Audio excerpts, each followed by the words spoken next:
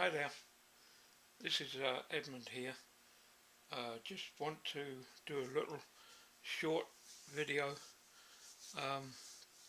on the completion of the attaching the cross-slide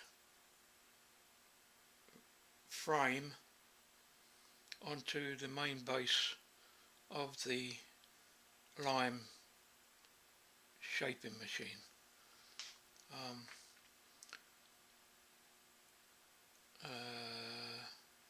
Let's see. Okay, the original base had a section cut out here and down, and all that material underneath was removed across. It was a casting, so that was pretty easy for them to do. I didn't want to try and hack out all this material on the little Tague milling machine because that's an awful lot of work and it's also very heavy. So to do it, I would have all of this area here hanging out over the y-axis, way out over the lead screw. So I came up with the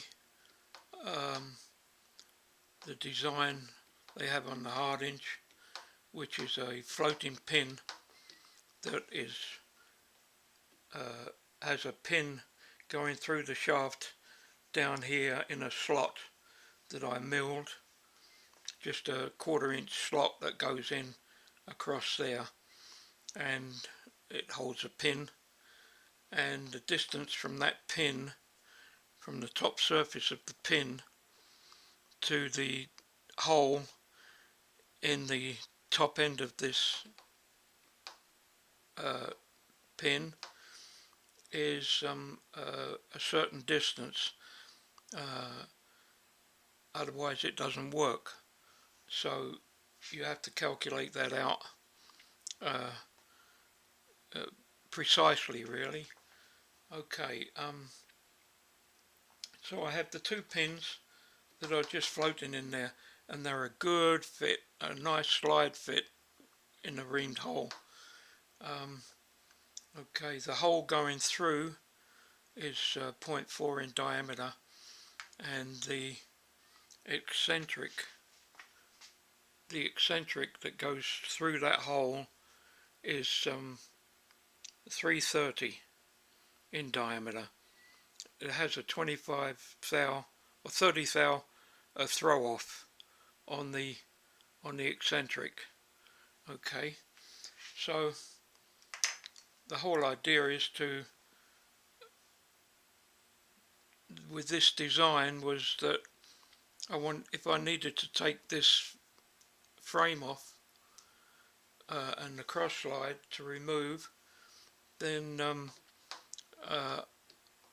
I had to come up with a system, because I don't want to have to keep on lifting this up. It's very heavy. So this is how it works. I have two holes. Two 1/2 inch holes going down through on centers, and they're identical to the centers of these pins. And in the side I have a 3/8 hole going through on this side of the hole, and on the other side it's a 1/4 inch. Okay, 250.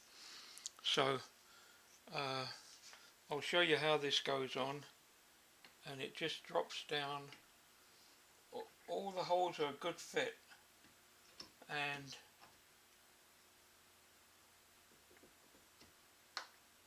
it takes a little bit of slight wobbling to get it down. Okay, now that's on, but it's loose. Okay, so that's where these eccentric pins come in.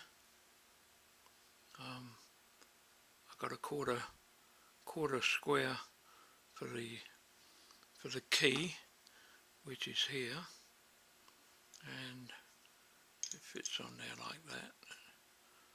Okay, like that, and it just goes in.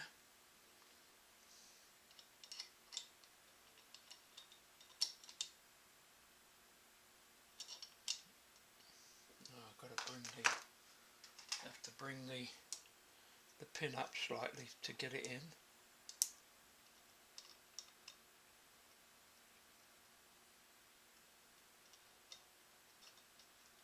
There we go. That's in there now. Okay, and put this one in. That one goes in easier.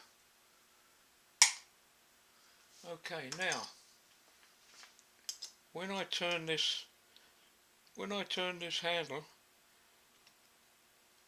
the eccentric makes contact with the top of the hole in the top end of the pin, and once it lifts the pin up and that quarter dowel makes contact with the flat face in the slot, then the continuation of the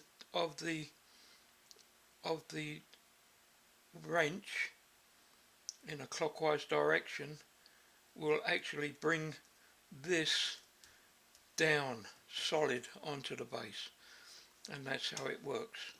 So you have this eccentric that just makes contact with about 10 o'clock in the hole that goes across the pin, and just a small tweak like that, that's all it takes, and that is solid, and it won't come undone. And likewise with the other one here in a clockwise direction, it will work in both directions, it doesn't matter. But I tend to tighten in a clockwise and untighten anti-clockwise, so that's it there, and that is gonna hold this unit on the main base. Okay, so that's how it works. Okay, I'm gonna call off.